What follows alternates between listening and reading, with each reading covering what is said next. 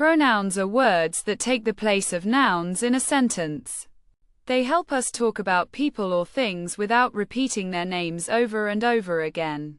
We use pronouns to avoid repeating names or nouns over and over again, which makes our sentences sound much better and easier to understand. For example, instead of saying, Ali gave the book to Ali, we say, he gave the book to him. In our daily talks, we use pronouns like I, me, he, and she to talk about people without saying their names over and over again.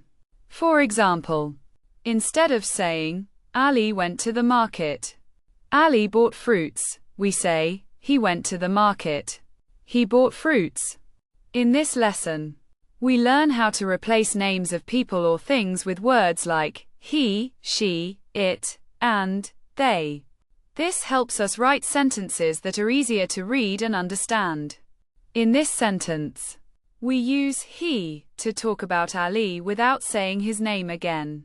When you tell a story, using pronouns like she, they, and it helps make your sentences easier to read and understand.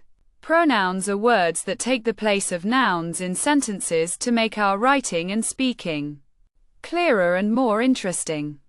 Examples include I, you, he, she, it, we, and they.